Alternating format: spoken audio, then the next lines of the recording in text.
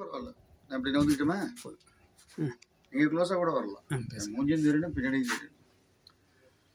வணக்கம் நேயர்களே, மீண்டும் கொல்லிமலையில் இது வந்து சீக்குப்பாறை வியூ பாயிண்ட்னு பேர். சீக்குப்பாறைன்னு பேர் வழி, ஆனால் ஸ்ட்ரென்த்தான பாறை தான் இங்கே இருக்குது. இங்கேருந்து பார்த்தீங்கன்னா பயங்கரமான வியூஸ் எல்லாம் தெரியும். கீழே இருக்கிற அந்த இப்போ ராசிபுரம் நகரங்கள் எல்லாம் தெரியும். இந்த மலைகள்லாம் பார்த்தீங்கன்னா நம்மளுடைய கேமராமேன் பரமசிவம் பதிவு பண்ணுறாரு. இந்த நகையெல்லாம் மலையெல்லாம் என் மூஞ்ச பார்க்குறத விட மலையெல்லாம் பாருங்கள். மிக அருமையான ஒரு இயற்கை எழில் கொஞ்சம் கூடியது. எப்படி நம்ம ஊட்டியில் வந்து சூசைடு பாயிண்ட்டுன்னு சொல்லுவோம், அதை இப்போ வந்து காதலர்கள் பாயிண்ட்டுன்னு மாற்றிட்டான். அதேமாரி இது வந்து சீக்குப்பாறை பாயிண்ட்டுன்னு பேர். இயற்கை கண்காட்சிகள் நிறைய சுற்றி அப்படியே ஒரு ரவுண்டு ஒரு பரமசிவம் வந்து கேமராமேன் புகைப்பட கலைஞர் எடுப்பார் பாருங்க. நான் வந்து குரல் மட்டும் கொடுக்குறேன், நான் இருக்கணும்னு அவசியம் இல்லை. பார்த்தீங்கன்னா அவ்வளோ அருமையானது. மிஸ்ட் எப்படி இருக்குது பாருங்கள். இந்த மிஸ்ட்டு பனித்துளிகள் வந்து மிக கண்ணுக்கு ரம்மியமாக இருக்கும். அதாவது கண் ஆப்ரேஷன் பண்ணினவன் கண்ணு கட்டு பிரித்த பிறகு இங்கே வந்து ஒரு 2 நாள் தங்கினான்னா பழைய குளிர்ச்சி அந்த கண்ணுக்கு வந்துடும். இது நான் சொல்கிறது, டாக்டர் சொல்கிறதுல நான் சொல்கிறது. அந்த அளவுக்கு ஒரு எஃபெக்டிவான பிளேஸ் அது. நம்ம இயற்கை வந்து எவ்வளவோ நல்லதை நமக்கு கொடுத்துருக்கு. ஆனால் பாழ் மனுஷன் எல்லாத்தையும் அதை வீணாக்கி தானும் கடைசியில் வீணாக போயிடுறான். அதனால் இருக்கிற இயற்கையை போற்றி பாதுகாக்கணும். இந்த சீக்குப்பாறையினுடைய இந்த வியூஸை பாருங்கள், ரொம்ப அருமையான வியூ. இது வந்து ஊட்டிலேயே கொடைக்கானல்லையுமே கிடைக்காது. இந்த அளவுக்கு ஒய்டு ஏரியா அது. ஸோ இது உங்களுக்காக நான் கஷ்டப்பட்டு மலை மேலே ஏறி 70 ஏர்பன் பாயிண்ட் உள்ளெல்லாம் போனோம். மொத்தமாக இந்த பார்த்தீங்கன்னா 242 கிராமங்கள் இருக்குது இங்கே. 242 கிராமமும் 5 லட்சம் மக்கள் தொகையும் இருக்குன்னு நினைக்கிறேன் ஏறக்குறைய. அவர்கள் எல்லோருக்குமே மெயின் வாழ்வாதாரம் என்னென்னா மிளகு பயிரிடுதல், கிராம்பு பயிரிடுதல்.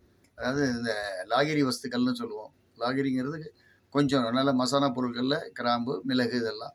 இதை பயிரிட்டு அவங்களுக்கு வந்து கேரளாவிலேருந்து வந்து இந்த பயிர் முடிஞ்ச உடனே நல்ல பயிர் விளைஞ்ச பிறகு அதை அவங்க பைசா கொடுத்து வாங்கி போயிடுவாங்க. சில இடத்துல பார்த்தீங்கன்னா கேரளா முதலாளிகள் இங்கே வரும் இந்த பயிர் செய்யும்போது அவங்கக்கிட்ட குத்தகைக்கு எடுக்கிற மாதிரி, லீஸுக்கு எடுக்கிற மாதிரி ஒரு குறிப்பிட்ட அமௌண்ட்டை கொடுத்து பராமரிக்கிற வேலையை மட்டும் இவங்களுக்கு கொடுத்துருப்பாங்க நில உரிமையாளர்களுக்கு. முடிஞ்ச உடனே அவங்க அதை பைசா கொடுத்துட்டு ஒரு வருஷத்துக்கு ஒரு தடவை எடுத்துகிட்டு போயிடுவாங்க. அதுதான் அவங்களுக்கு மெயின் ஆதாரம். நல்ல லாபம் கிடைக்கக்கூடிய பயிர் வந்து மிளகு, அதாவது வால்மிளகு, குறுமிளகுன்னு சொல்லுவோம்.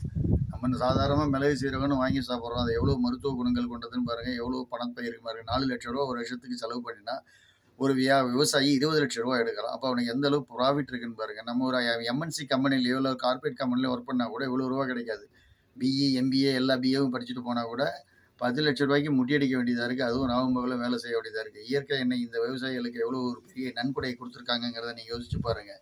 நமக்கும் நல்ல விளைபொருளை கொடுக்குறாங்க. மருத்துவ குணம் கொண்ட மிளகு, கிராம்பு எல்லாம் மருத்துவ குணம் கொண்டது. எப்பேற்பட்ட மருந்துகள் சாப்பிட்டு குணமாகாததை கூட கிராம்பு எல்லாம் மருந்து மூலிகைகள் உள்ள மிளகை சாப்பிட்டோம்னா சரியா போயிடும். அதனால தான் அந்த காலத்திலே சொல்லுவோம், விரோதி வீடுகளுக்கு துரோகி வீடுகளுக்கு சென்று உணவருந்தினால் கூட 4 மிளகை உன் பாக்கெட்டில் வச்சுட்டு போடாமல் அவன் விஷத்தையே கொடுத்தா கூட முடிச்சிட்ட உடனே இந்த 4 மிளகை சாப்பிட்டு போனீங்கன்னா வீர நடை போட்டு வீட்டுக்கு போய் சேர்ந்துடலாம். அப்பேற்பட்ட பயிர் செய்யக்கூடிய இடங்கள் இயற்கை எண்ணெய் நிறைய வளங்களை கொடுத்துருக்காங்க. எங்கேயுமே மரமாக தான் இருக்குது.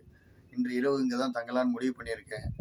பாருங்கள், ஒரு வீக்கெண்டும் வாங்க. குறிப்பாக ஜூலை மாதத்தில் வாங்க. ஆடி மாதம் மட்டும் வர வேண்டாம், ஏன்னா ஒரே கூட்டமாக இருக்கும்.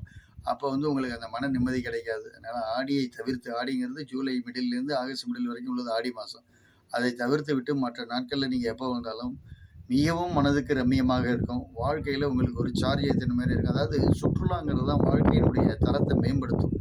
ஒரே இடத்துலேயே மாங்கன்னு வேலை செஞ்சுட்டு அங்கேயே ஆயுசுக்கு வேலை செய்யக்கூடிய இது பண்ணிகிட்டு இருக்கக்கூடாது. அப்பப்போ மாதத்துக்கு ஒரு ரவுண்டு அடிக்கணும், இல்லைன்னா 3 மாதத்துக்கு ஒரு ரவுண்டு இயற்கை இடங்களை பார்க்கணும். சும்மா நம்ம ஃபீனிக்ஸ் மாலுக்கும் ஃபோரம் மாலுக்கும் போய் இருக்கிற காசை கொட்டி கொடுத்துட்டு அங்கே இருக்கிற பழைய இட்லி அவன் வறுத்து போட்டிருப்பான், சாஸ் போட்டு, அதெல்லாம் சாப்பிட்டுட்டு பக்கத்துலேயே விஜய் ஆஸ்பத்திரியில் போய் காசு கொடுக்குறதும் சூரிய ஆஸ்பத்திரியில் போய் காசு கொடுக்குறதுல என்ன நமக்கு புண்ணியம் இருக்குது? அதுக்கு பதிலாக மருத்துவ செலவு மாதிரி ஏற்றுக்கிட்டு மாதத்துக்கு ஒரு தடவை இல்லை 2 மாதத்துக்கு ஒரு தடவை கொல்லிமலைக்கு வாங்க. வேறு எந்த மலைக்குமே போக வேண்டாம். இப்போ இந்த நிமிஷம் வரைக்கும் கொல்லிமலை வந்து பொல்யூஷன் இல்லாத இருக்குது. அதனால் வந்து என்ஜாய் பண்ணுங்கள். எனக்கு தெரிஞ்சு இன்னும் ஒரு தலைமுறைக்கு இந்த கொல்லிமலை எந்த ஒரு ட்ரபுளும் இல்லாத நல்லா இருக்கும். இயற்கை எண்ணெய் பரிபூர்ணமாக குடிகொண்டு இருக்கிறாள். நீங்களும் வந்து இங்கே தங்கி உங்களுடைய உடல் நலனை பேணிக்கொண்டு உங்களுடைய மன நலனையும் பாதுகாத்து கொண்டு மிக்க மகிழ்ச்சியோடு மறுபடியும் உங்கள் வேலையில் ஈடுபடுவதற்கு எல்லாம் வல்ல நீங்கள் வணங்கும் இறைவனை வேண்டி விரும்பி கேட்டுக்கொள்கிறேன். உங்கள் தில்லை திரு துணுக்கு தோரணங்கள். சப்ஸ்கிரைப் பண்ணுங்கள், ஜிபே பண்ணுங்கள். நான் நினச்சேன்னா ஒரு வண்டியில் தனியாக வாடகைக்கு ஒரு ஸ்டவ்வு, 4 கிலோ கோழி, மசாலா சாமான் எல்லாத்தையும் எடுத்துக்கிட்டு பரமசிவம் மாதிரி ஒரு கேமரா மணி அழிச்சிட்டு வந்து நானும் உட்காந்து சிக்கன் 65 ஃப்ரையும் போட்டு சாப்பிட்டுட்டு உங்களுக்கு காமிச்சா நீங்களும் லட்சக்கணக்கான சப்ஸ்கிரைப் பண்ணுவீங்க. அந்த வருமானம் எனக்கு தேவையில்லை. இதேமாரி நான் சொல்கிறத பாருங்கள்.